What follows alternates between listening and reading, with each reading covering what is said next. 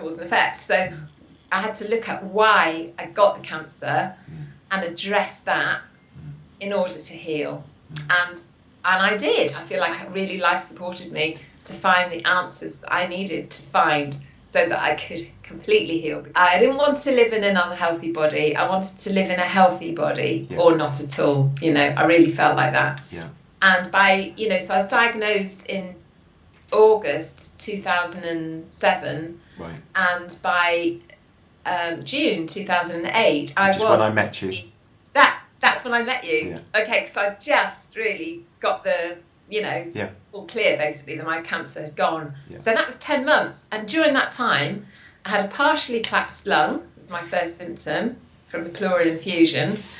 I had the cervix tumours, and I had ovary tumours, one big tumour that encompassed both ovaries, 9 centimetres by 6 centimetres.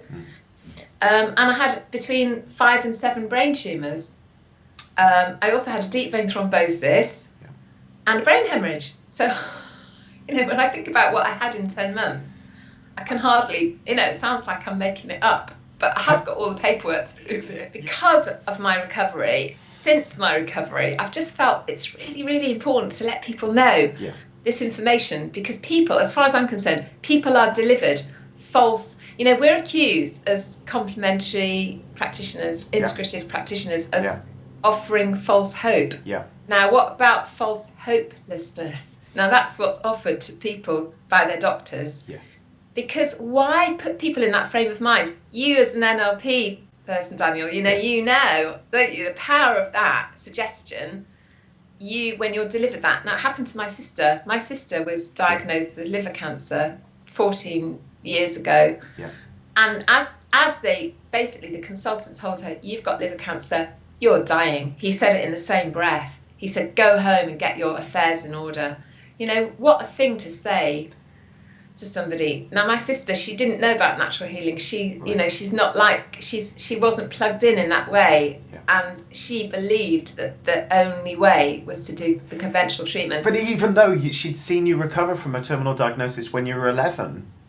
Yeah, even though, I know. And but you allowed her to go on her journey, didn't you? And allowed her to take that. You don't have a choice. I mean, you basically, it's not up to me. So basically, when our friends and our beloveds and our family, you know, they get in this situation, we support them to do whatever is right, whatever they want to do. Yeah. And I honestly don't have any agenda. Yes. If somebody comes to me and says, I'm doing radiotherapy next week, I'll say, great, let's help your body to, you know, get through it as best as possible.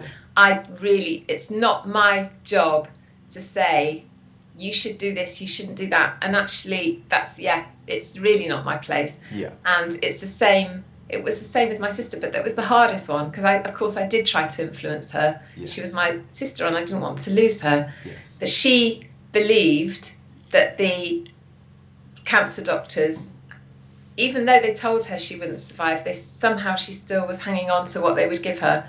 And I just thought it was awful to watch, because as soon as basically liver cancer, you know, to give chemotherapy, systemic chemotherapy to somebody with liver cancer is a kind of it's not an intelligent move, you know.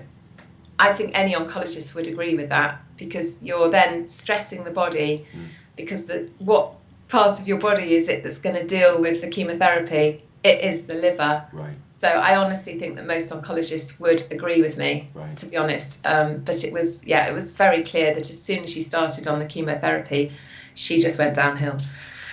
And, you know, so that was really sad. So basically now, I just see my job really at the moment is to let as many people know as possible that cancer is not a death sentence.